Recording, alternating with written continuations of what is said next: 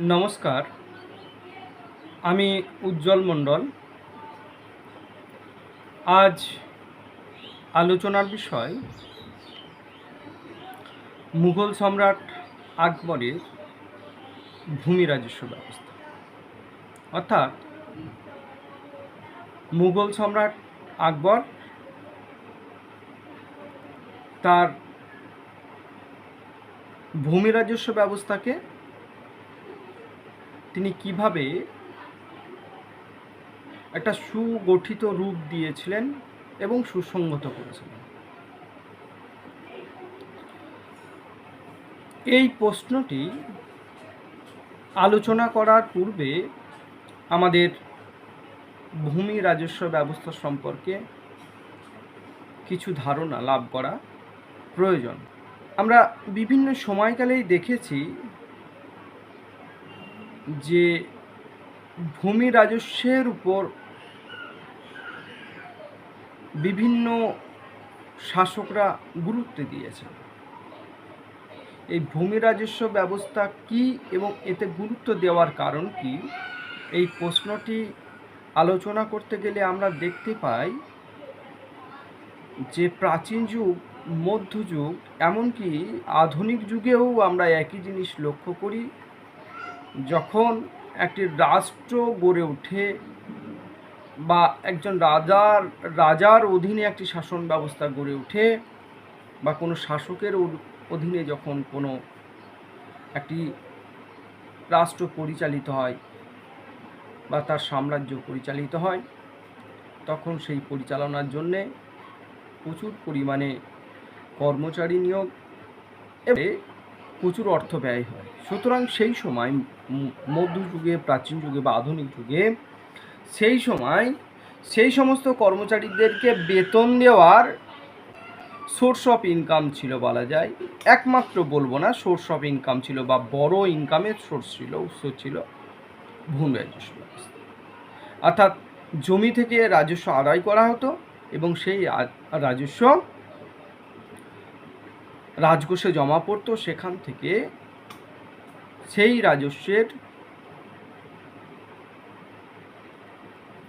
অর্থ বিভিন্ন কর্মচারীদের বেতন হিসাবে, রাজপ্রাসাদের খরচ হিসাবে এবং ওভারঅল খরচ হিসাবে সেই অর্থ ব্যয়িত হতো। তার জন্যে আমরা দেখি সুলতানি যুগ বা মুঘল যুগ বা তার পূর্বে প্রাচীন যুগেও সেই একই অবস্থা প্রচলিত ছিল, অর্থাৎ ভূমি রাজস্ব ব্যবস্থা। তার জন্য শাসকরা এই ভূমি থেকে রাজস্ব যাতে সুগঠিতভাবে, সুসংহতভাবে উৎপাদিত হয় তার জন্য চিন্তা ভাবনা করতেন। এখন এই ভূমি রাজস্ব ব্যবস্থা দেখতে গিয়ে মুঘলদের আকবরের ভূমি রাজস্ব ব্যবস্থা আলোচনার পূর্বে আমাদেরকে আরও কতগুলি ভূমি রাজস্ব ব্যবস্থা সম্পর্কে জানা দরকার। আমরা দেখেছি সুলতান আলাউদ্দিন খলজি তার একটি শক্তিশালী সাম্রাজ্য এবং সর্বভারতীয় সাম্রাজ্য গঠনের জন্য, অর্থাৎ তিনি সুলতানি সাম্রাজ্যকে দক্ষিণ ভারত পর্যন্ত প্রসারিত করা এবং সুসংহত করার জন্যে তিনিও ভূমি সংস্কার করেছিলেন। কর ব্যবস্থাকে নতুনভাবে সাজিয়েছিলেন, জমি জরিপের ব্যবস্থা করেছেন, কৃষকরা যাতে নিয়মিত রাজস্ব দেয় তার জন্য তিনি নানা কর্মচারী নিয়েও পুরাতন কর ব্যবস্থাকে বাতিল করে নতুনভাবে সাজিয়েছিলেন। এগুলো যেমন করেছিলেন, পরবর্তীকালে মোহাম্মদ বিন তুগলক এই কৃষি সংস্কার করে তিনি সেখান থেকে ভূমি রাজস্ব আদায়ের চেষ্টা করেছিলেন।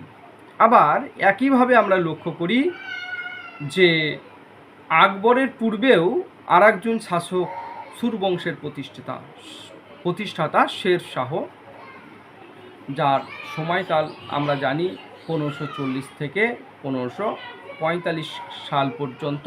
এই সময়ে শের শাহ একটি সুষ্ঠু ভূমি রাজস্ব ব্যবস্থাও তৈরি করেছিলেন। এই ভূমি রাজস্ব ব্যবস্থার মূল বৈশিষ্ট্য ছিল জমির সঠিকভাবে পরিমাপ করা এবং পরিমাপের ভিত্তিতে রাজস্ব নির্ধারিত করা। সেই রাজস্ব কখনো আমরা দেখেছি 1/3 অংশ মূলত আদায় করা হতো, আবার কখনো কখনো কোথাও 1/4 অংশ, অর্থাৎ উৎপাদিত যে ফসল তার 4/1 ভাগ বা 3/1 ভাগ রাজস্ব হিসাবে আদায় করা হতো। এইভাবে শের শাহ ভূমি রাজস্ব ব্যবস্থাকে সংস্কার করেছিলেন। শুধু তাই নয়, আমরা শের শাহের ক্ষেত্রে আর একটা জিনিস লক্ষ্য করে থাকি যে এই শের শাহ তার এই রাজস্ব ব্যবস্থার পাশাপাশি তিনি আর একটি ব্যবস্থা করেছিলেন, সেটা হচ্ছে পাট্টা এবং কবুলিয়ত। আমরা জানি পাট্টা কি। পাট্টা হচ্ছে সরকারের তরফ থেকে বা সরকার এর তরফ থেকে দেওয়া একটি দলিল কৃষককে, যে দলিলে কৃষকের অধিকারকে স্বীকার করে নেওয়া হয়েছিল। অর্থাৎ সেই জমির পরিমাণ কত সেই পাট্টাতে লেখা থাকতো, কোন কৃষক এটি চাষ করছে এবং তাকে তার অধিকার দেওয়া হতো। এটি ছিল পাট্টা। অপরদিকে কবুলিয়ত কি?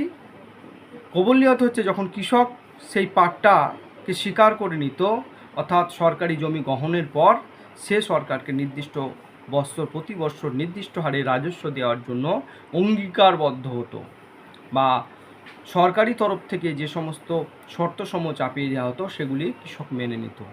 মেনে নিয়ে যে অঙ্গীকারপত্র জমা দিত তাকে বলছে কবুলিয়ত। এইভাবে আমরা দেখি শের শাহর সময়কালে একটি সুষ্ঠু রাজস্ব ব্যবস্থা চালু হয়। তিনি জমির পরিমাপ, জমির সঠিক পরিমাপ এবং উৎপাদনের ভিত্তিতে ভূমি রাজস্ব নির্ধারণ, সর্বোপরি পাট্টা এবং কবিলিয়ত ব্যবস্থার তিনি প্রবর্তন করেছিলেন। এইভাবে শের শাহ তার ভূমি রাজস্ব ব্যবস্থাকে সুগঠিত করেছিলেন। এখন আমরা দেখতে পাই এই শের শাহর সময়কাল 1540 থেকে 45, এর মাত্র কয়েক বছর পরেই 1556 খ্রিস্টাব্দে মুঘল সম্রাট আকবরকে আমরা মুঘল সিংহাসনে বসতে লক্ষ্য করি, এবং তার সময়কাল ছিল 1605 খ্রিস্টাব্দ পর্যন্ত। এবং এই দীর্ঘ সময়ব্যাপী তিনি মুঘল শাসক হিসাবে ছিলেন, এবং তার সময়কালেই মুঘলরা বা মুঘল সম্রাট আকবরের সময়কালেই একটি সুষ্ঠু ভূমি রাজস্ব ব্যবস্থা তৈরি হয়েছিল। কিন্তু তার এই ভূমি রাজস্ব ব্যবস্থার তৈরি হওয়ার বা সুষ্ঠু ভূমি রাজস্ব ব্যবস্থার নীতি নির্ধারণ হওয়ার পূর্বে মুঘল সম্রাট আকবর শের শাহের প্রবর্তিত ভূমি রাজস্ব ব্যবস্থাকেই অনুসরণ করে চলতেন। শুধু তাই নয়, সেইভাবেই তিনি সেই ভূমি রাজস্ব ব্যবস্থার উপর নানা গবেষণা, পর্যবেক্ষণ, নিরীক্ষণ ইত্যাদির ভিত্তিতে তার সময়কালে নতুন একটি ভূমি রাজস্ব ব্যবস্থা তৈরি হয়েছিল। এখন আমরা দেখি শের শাহের পরবর্তীকালে তিনি 1563 খ্রিস্টাব্দে ইতিমাদ খাঁ বলে একজন ব্যক্তিকে তিনি নিয়োগ করেন, যিনি প্রথম খলিশা জমির থেকে জায়গির জমিকে পৃথক করেছিলেন। এরপরে আমরা লক্ষ্য করি যে 1770 এবং 71 সালে মুজাফফর খান বলে একজন ব্যক্তিকে দিয়ে আকবর কি করেছিলেন, সমস্ত জমিকে মুঘল প্রশাসনের অন্তর্গত যত জমি ছিল সেই সমস্ত জমিগুলিকে সঠিকভাবে পুনরায় পরিমাপের ব্যবস্থা করেন এবং সেগুলিকে লিপিবদ্ধ করার চেষ্টা করেন। এরপরে আমরা দেখি 1580 খ্রিস্টাব্দে মুঘল সম্রাট আকবর টোডরমল বলে একজনকে ভূমি রাজস্বের প্রধান হিসাবে নিযুক্ত করেন, এবং তিনি দেওয়ান বা ভূমি রাজস্ব মন্ত্রী টোডরমল হওয়ার পর থেকেই ভূমি রাজস্ব ব্যবস্থার একটা আমূল পরিবর্তন হয়েছিল। এবং এই যে টোডরমল প্রবর্তিত ভূমি রাজস্ব ব্যবস্থাই ছিল মুঘলদের ভূমি রাজস্ব ব্যবস্থার মূল ভিত্তি। এখন আমরা এই টোডরমলের যে ভূমি রাজস্ব ব্যবস্থার মূল ভিত্তি সেটি আলোচনা করলে দেখতে পাবো যে তার এই ভূমি রাজস্ব ব্যবস্থার মূল কতগুলি উদ্দেশ্য ছিল। সেই উদ্দেশ্যগুলো কি কি? তিনি চাইতেন যে সমস্ত জমিরা চাষ করছে সেই জমির সঠিক পরিমাপ, এবং এই জমিগুলিতে বৎসরে কতটা ফসল উৎপাদিত হয় সেই হারের অনুসারে 10 বৎসরের যে ফসল উৎপাদিত হবে তাকে গড় করা, এবং গড় করে সেই ফসলের এক তৃতীয়াংশ ভূমি রাজস্ব নির্ধারণ করা, সেটা অর্থে অথবা শস্যে। এটাকে বলা হয় দহশালা ব্যবস্থা। তো এইগুলো টোডরমল এর সময়কালে হয়েছিল। আমরা আরও দেখতে পাই টোডরমল তিনি সমগ্র ভারতবর্ষের যে বিভিন্ন প্রদেশগুলি রয়েছে সেই সমস্ত প্রদেশের তাদের সেই সমস্ত জমির গুণগত মান, জমির পরিমাণ, জমির উৎপাদিকা শক্তি ইত্যাদি নানা বিষয়ের কথা মাথায় রেখে তিনি তার এই ভূমি রাজস্ব ব্যবস্থাকে ঠিক করেছিলেন। এখন এই টোডরমল প্রবর্তিত ভূমি রাজস্ব ব্যবস্থাকে জাপ্তি ব্যবস্থা বলা হয়ে থাকে বা দহশালা ব্যবস্থা বলা হয়ে থাকে। তাহলে আকবরের যে ভূমি রাজস্ব ব্যবস্থা যা টোডরমল এর দ্বারা নির্ধারিত হয়েছিল বা টোডরমল দ্বারা যে ভূমি রাজস্ব ব্যবস্থা প্রবর্তিত হয়েছিল তাকে আমরা জাপ্তি ব্যবস্থা বা দহশালা ব্যবস্থা বলে জেনে থাকি। এখন ঘটনা হলো এই জাপ্তি ব্যবস্থা কি? এই জাপ্তি ব্যবস্থা আলোচনা করতে গেলে আমরা দেখতে পাই মুঘল সম্রাট আকবরের সময়কালে এই টোডরমল তিনি এই জমিগুলিকে অর্থাৎ মুঘলদের অধীন এই জমিগুলিকে তিনি তাদের গুণগত মানের উপর ভিত্তি করে জমিগুলিকে তিনি 4 ভাগে ভাগ করেন। এই জমিগুলি 4 ভাগের মধ্যে প্রথমটি হলো ফলজ, দ্বিতীয়টি হচ্ছে পরৌতি, তৃতীয়টি হচ্ছে চাচর, চতুর্থত বাঞ্জার। অর্থাৎ জমির উৎপাদনের এবং গুণগতের মানের উপর নির্ভর করে জমিকে 4 ভাগে ভাগ করা হয়। তার মধ্যে প্রথমটি হলো ফলজ। এই জমির কি বৈশিষ্ট্য ছিল? এই জমিতে দেখা যায় প্রতি বৎসরের 2 বার অথবা 3 বার চাষ হতো। অর্থাৎ যে জমিতে সারা বৎসরই চাষ হয় সেই সমস্ত জমিগুলিকে তিনি ফলজের অন্তর্ভুক্ত করেন। অপরদিকে যে সমস্ত জমিতে বৎসরের সব সময় চাষ হতো না বা কিছু সময় অপেক্ষা করে জমিতে চাষ করা হতো সেই সমস্ত জমিকে বলা হয় পরৌতি। কখনো সেই জমি 6 মাস পড়ে থাকতো, কখনো সেই জমি 1 বছর পড়ে থাকতো। এরপরে আমরা যে জমির ঘটনা জানতে পারি সেটা হচ্ছে চাচর। চাচর জমি বলতে সেই জমিকে বোঝানো হয় যে জমিতে 2 বা 3 বছর বা 3 বছর সময় পর্যন্ত যে জমিকে ফেলে রাখা হতো এবং তারপরে সেখানে ফসল চাষ করা হতো, সেই ধরনের জমিগুলিকে বলা হয় চাচর। অপরদিকে আর এক ধরনের আমরা লক্ষ্য করি সেটি হচ্ছে বাঞ্জার। বাঞ্জার কোন জমিকে বলা হতো? দীর্ঘদিন ধরে যে জমিতে চাষের উপযুক্ত থাকতো না বা দীর্ঘদিন ফেলে রাখার পর কখনো কখনো সেই সব জমিতে চাষ করা হতো, সেই জমিকে বলা হতো বাঞ্জার জমি বা অনুর্বর জমি বা বন্ধ্যা জমি। অর্থাৎ সেই জমি থেকে ফসল উৎপাদনের সম্ভাবনা খুব কমই ছিল।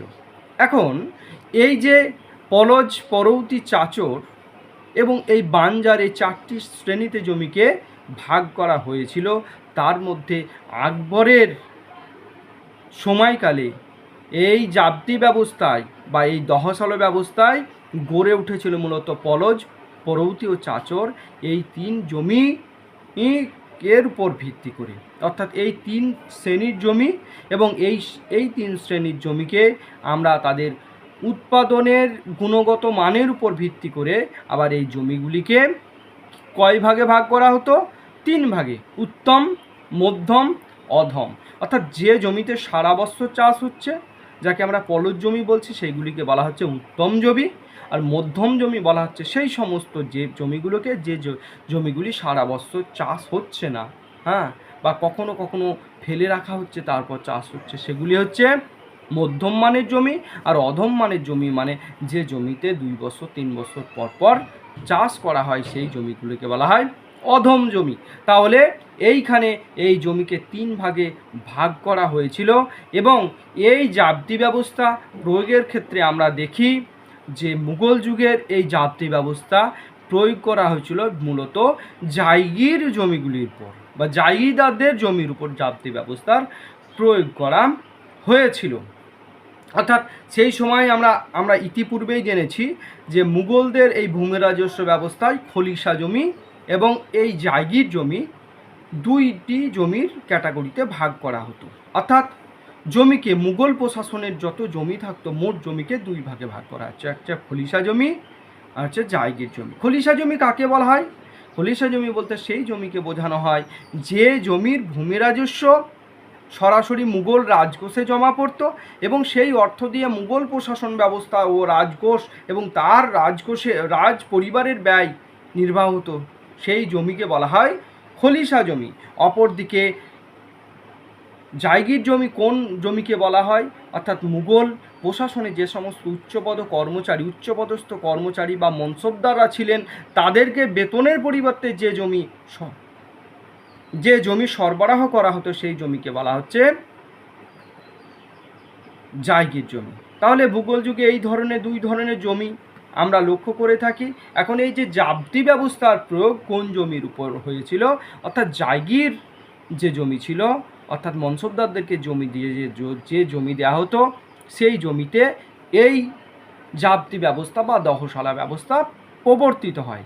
এখন এই জাবতি ব্যবস্থা বা দহশালা ব্যবস্থায় আমরা লক্ষ্য করি খাজনা নগদ বা শস্যে নেওয়া হতো। তার পাশাপাশি আমরা লক্ষ্য করি জাবতি ব্যবস্থায় যে সমস্ত কর্মচারীরা ছিলেন, অর্থাৎ ভূমি রাজস্ব আদায়কারী কর্মচারীরা, তারা রাজস্ব আদায় করার পর তাদের বেতন মিটিয়ে দেওয়ার পর যে রাজস্ব পড়ে থাকতো সেইগুলো জায়গিদারকে সরবরাহ করা হতো। এইভাবে মুঘল যে জায়গিদার ব্যবস্থা, মুঘল যুগের জাবতি ব্যবস্থাকে আমরা লক্ষ্য করি। এই জাবতি ব্যবস্থা দিল্লি, লাহোর, মুলতান, বিহার, উত্তরপ্রদেশ এবং বিভিন্ন স্থানে প্রয়োগ করা হয়েছিল এবং বা প্রচলিত ছিল। এরপরেও আমরা লক্ষ্য করি মুঘল সম্রাট আকবরের সময়কালে আরও দুই ধরনের জমি বা ভূমি রাজস্ব ব্যবস্থা প্রচলিত ছিল। একটি হচ্ছে গল্লা বক্স, অপরটি হলো নাস্ক ব্যবস্থা। গল্লা বক্স কথাটির অর্থ কি? গল্লা বক্স কথাটির অর্থ হলো ভাগ। কিসের ভাগ? না তো ভূমি রাজস্ব অর্থাৎ উৎপাদিত শস্যের ভাগ। এটা কিভাবে করা হতো? এই যে গল্লা বক্স ব্যবস্থায় আমরা লক্ষ্য করি এই জায়গায় তিনভাবে ভূমি রাজস্ব আদায় করা হতো। ভাগ, একে কেউ এই যে গল্লা বক্সকে কোথাও ভাওয়ালি বলা হয়। এই ব্যবস্থায় কি হয়েছিল? এই ব্যবস্থায় কোনো জমিকে সরাসরি পরিমাপ করা হতো না। এই ব্যবস্থায় জমিকে, যেমন জাবতি ব্যবস্থায় আমরা লক্ষ্য করি জমিকে নিখুঁতভাবে পরিমাপ করা, তারপর তার উপর রাজস্ব নির্ধারণ করা, কিন্তু এই ব্যবস্থায় গল্লা বক্স ব্যবস্থায় আমরা লক্ষ্য করি এই ব্যবস্থায় জমিকে কোনোরূপভাবে পরিমাপ করা হয়নি। এইখানে জমিতে যে পরিমাণ ফসল উৎপাদিত হতো সেই পরিমাণ ফসলকে ঝাড়াই মাড়াই করার পরে তা সরকার এবং কৃষকের মধ্যে ভাগ করে নেওয়া হতো। একে বলা হচ্ছে রসি বাটাই। অর্থাৎ শস্য উৎপাদিত হলো, তারপর কৃষক সেটাকে ঝাড়াই মাড়াই করে পরিষ্কার করে সেটিকে তিনটি ভাগে ভাগ করলো। তার মধ্যে এই ভাগের মধ্যে এক ভাগ রাজস্ব পেত সরকার আর দুই ভাগ পেত কৃষক। এটি ছিল রসি বাটাই। এছাড়াও আরও দুটি বাটাই ব্যবস্থা গল্লা বক্সের অধীন লক্ষ্য করি, সেটি হচ্ছে ক্ষেত বাটাই। ক্ষেত বাটাই বলতে কি হয়? বীজ রোপণের পরে বা শস্য বোনার পরে জমিকে ভাগ করে নেওয়া হতো, অর্থাৎ এক ভাগ জমির যে ফসল হবে সেটি থাকবে এই সম্রাটের কাছে আর দুই ভাগ জমির রাজস্ব যাবে কৃষকের কাছে। এটাকে বলছে ক্ষেত বাটাই। এছাড়াও আমরা আর একটি বাটাই প্রক্রিয়া লক্ষ্য করি, রাং বাটাই। এই অবস্থায় শস্য উৎপাদিত হওয়ার পর সেখানে গাদা আকারে জমা করে রাখা হতো এবং সেখান থেকে তিনটি ভাগে ভাগ করে একটি ভাগ সরকার নিত, বাকি দুটি ভাগ কৃষকের কাছে থেকে যেত। এখন আমরা এই গল্লা বক্স ব্যবস্থায় সব থেকে লাভজনক একটি ব্যবস্থা বলে মনে করা হয়, তা সত্ত্বেও গল্লা বক্স ব্যবস্থায় বেশ কিছু সমস্যা লক্ষ্য করা যায়। তার কারণ এই ফসল রক্ষণাবেক্ষণের জন্য সরকারকে কর্মচারী নিয়োগ করতে হতো এবং সেই ফসলকে ঝাড়াই মাড়াই করার জন্য প্রচুর ব্যয় হতো। ফলে এই ব্যবস্থা ছিল একটু ব্যয়বহুল। তা সত্ত্বেও এই ব্যবস্থা ছিল একটি উত্তম ব্যবস্থা। তার এই হচ্ছে গল্লা বক্স ব্যবস্থা। এই ব্যবস্থার পরবর্তীকালে আমরা অপর একটি ব্যবস্থা লক্ষ্য করি, সেই ব্যবস্থা হচ্ছে নাস্ক ব্যবস্থা। এই ব্যবস্থায় জমিকে যেমন একদিকে কোনোরূপ পরিমাপ করা হতো না, আবার উৎপাদিত ফসলকে কৃষকদের মধ্যে এবং সরকারের মধ্যে ভাগও করা হতো না। কি করা হতো এই ব্যবস্থায়? এই ব্যবস্থায় যেখানে ফসল চাষ হয়েছে সেই স্থানে সরকারি কর্মচারীরা যেতেন এবং একটা মোটামুটি অনুমানের ভিত্তিতে কত রাজস্ব নির্ধারণ করা হতো। এই ব্যবস্থায় সরকারকে অনুমানের ভিত্তিতে রাজস্ব আদায় করা হতো। এই ব্যবস্থা গুজরাট, কাথিয়াবাড়, সিন্ধু অঞ্চলে বিভিন্ন অঞ্চলে এই ব্যবস্থা প্রচলিত ছিল। তাহলে আমরা দেখলাম যে মুঘল সম্রাট আকবরের সময়কালে 3 ধরনের ভূমি রাজস্ব ব্যবস্থা প্রচলিত ছিল। একটি হচ্ছে জাবতি ব্যবস্থা। এই জাবতি ব্যবস্থায় বা দহশালায় ব্যবস্থা, এই ব্যবস্থায় জমিকে 4 ভাগে ভাগ করা হয়: পলজ, পরবতী, চাচর আর বাঞ্জার। অপরদিকে আমরা আর একটি ব্যবস্থা দেখি, সেটা হচ্ছে গল্লাবক্স ব্যবস্থা। এই ব্যবস্থায় জমির শস্যকে 3 ভাগে ভাগ করা হয়। একটি হচ্ছে রসি বাটায়, একটি হচ্ছে ক্ষেত বাটায়, একটা হচ্ছে লাং বাটায়। এইভাবে উৎপাদিত ফসলকে সরকার এবং কৃষকের মধ্যে ভাগ করা হতো। অপর একটি ব্যবস্থা লক্ষ্য করলাম, নাস্ক ব্যবস্থা। এই ব্যবস্থায় কোনো জমিকে পরিমাপ করা হতো না বা জমির ফসলও উভয়ের মধ্যে ভাগ করা হতো না। এখানে সরকারি কর্মচারীরা উপস্থিত হয়ে কী করতেন? জমির যে ফসল আছে সেই ফসলকে চোখে দেখে একটা অনুমানের উপর ভিত্তি করে ভূমি রাজস্ব নির্ধারণ করতেন। এইভাবে আমরা মুঘল যুগের 3 ধরনের ভূমি রাজস্ব ব্যবস্থা লক্ষ্য করে থাকি।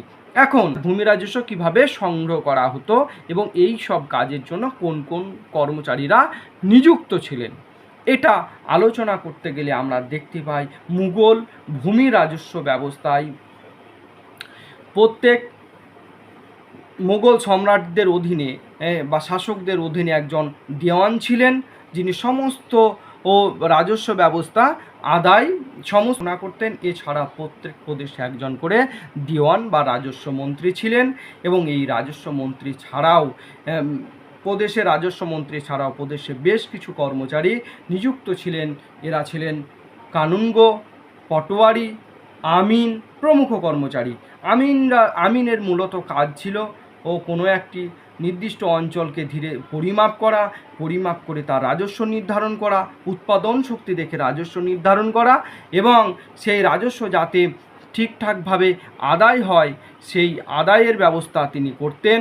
এবং শুধু তাই নয়, কৃষকরা কেউ ভূমি রাজস্ব দিতে রাজি না হলে সেই অবাধ্য কৃষককে ভূমি রাজস্ব দেওয়ার ব্যবস্থা করা ও কৃষকদের মধ্যে কোনো সমস্যা হলে তার সমস্যার সমাধান করা, এই সব ব্যাপারগুলি দেখাশোনা করত।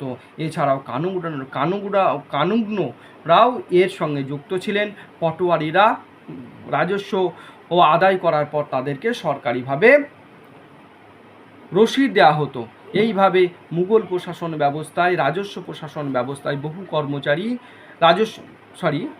মুঘল রাজস্ব ব্যবস্থায় বহু কর্মচারীরা নিযুক্ত ছিলেন এবং তাদের উদ্যোগে একটা সুষ্ঠু ভূমি রাজস্ব ব্যবস্থা গড়ে উঠেছিল।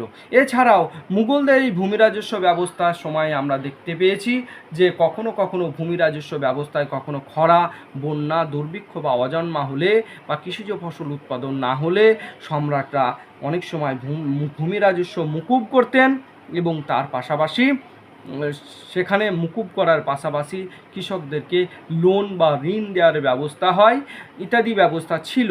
এছাড়াও এই সময় আমরা পাট্টা এবং কুবুলিয়তের কথা বা অস্তিত্ব জানতে পারি। মুঘল প্রশাসন ব্যবস্থায় পাট্টা বা কুবুলিয়ত ব্যবস্থা প্রচলিত হওয়ার ফলে কৃষক তার জমির অধিকারকে পেয়েছিল। অপরদিকে কুবুলিয়তের অর্থ তো আমরা জানি, কিভাবে তারা সরকারকে তাদের লিখে দিত কাগজে যে তারা তাদের উপর আরোপিত সমস্ত শর্ত মেনে চলতে বাধ্য থাকবে। তো যাই হোক না কেন, এইভাবে মুঘল প্রশাসন ব্যবস্থা ভূমি রাজস্ব ব্যবস্থা গড়ে উঠেছিল। এখন এই ভূমি রাজস্ব ব্যবস্থার আমরা 2টি দিক নিয়ে আলোচনা করব। এই জাবতি ব্যবস্থা বা দহশালা ব্যবস্থার সুফল কী হয়েছিল এবং এই দহশালা ব্যবস্থার কুফল কী হয়েছিল।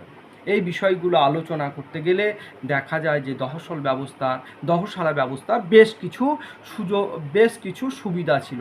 যেমন এই ব্যবস্থায় জমি জরিপের ফলে, রাজস্ব নির্ধারণের ফলে এই কৃষকরা জানতে পারত তাদের উপর কত পরিমাণ রাজস্ব নির্ধারণ করা হয়েছে। ফলে এই ব্যবস্থায় অতিরিক্ত কৃষকদের উপর শোষণ করে অত্যাচার করা সম্ভব ছিল না। দ্বিতীয়ত, এই ব্যবস্থায় জমির গুণগত মানের উপর রাজস্ব আদায় করার ফলে কৃষকদের সেক্ষেত্রে রাজস্ব দিতে সুবিধা হয়েছিল। এছাড়া কি হয়, অনেক সময় দেখা যায় যে এই ব্যবস্থায় ঠিকঠাক রাজস্ব বৃষ্টিপাত না হলে, যেটা আগেই আলোচনা করলাম, বা খরা দুর্ভিক্ষ বন্যা হলে সরকারি তরফ থেকে সহযোগিতা পাওয়া যেত। এবং এই ব্যবস্থায় কৃষকরা একটা বিধিবদ্ধ ব্যবস্থার মধ্যে দিয়ে রাজস্ব দিতে শুরু করে, এবং কখনো কখনো এই ব্যবস্থায় কৃষকরা নগদ বা শস্যে দহশালার যে পদ্ধতি সেই অনুসারে রাজস্ব দিতে পারত। কিন্তু এই ব্যবস্থায় বেশ কিছু ত্রুটি লক্ষ্য করা যায়, যে এই ব্যবস্থা তৈরি হলেও অনেক সময় দেখা যায় যে কৃষকরা নানাভাবে উচ্চপদস্থ কর্মচারীদের কাছে বা যারা রাজস্ব আদায় করতেন তাদের কাছে সমস্যায় পড়তেন। এ বিষয় নিয়ে কোনো দ্বিমত নেই। তবে সুবিধাও ছিল এই ব্যবস্থায়, আবার অসুবিধাও এই ব্যবস্থায় লক্ষ্য করা যায়। তবে একথা বলা যায়, মুঘল সম্রাট আকবরের এই প্রবর্তিত দহশালা ব্যবস্থা মুঘল রাজস্ব ব্যবস্থাকে যে একটা সুসংহত রাজস্ব ব্যবস্থা হিসাবে গড়ে তুলতে সাহায্য করেছিল। শুধু তাই নয়, এই রাজস্ব দিয়ে মুঘলরা বৃহত্তর সেনাবাহিনী গঠন, সাম্রাজ্যের শান্তি শৃঙ্খলা রক্ষা, সাম্রাজ্যের প্রসার, নানা কাজে তারা এই রাজস্বকে কাজে লাগিয়েছিল। তাই এই সুনির্দিষ্ট এবং নিখুঁত ভূমি রাজস্ব ব্যবস্থা বা দহশালা ব্যবস্থা যে মুঘল প্রশাসনের গড়ে ওঠার ক্ষেত্রে একটা অন্যতম স্তম্ভ ছিল, এ বিষয় নিয়ে কোনো সন্দেহ নেই।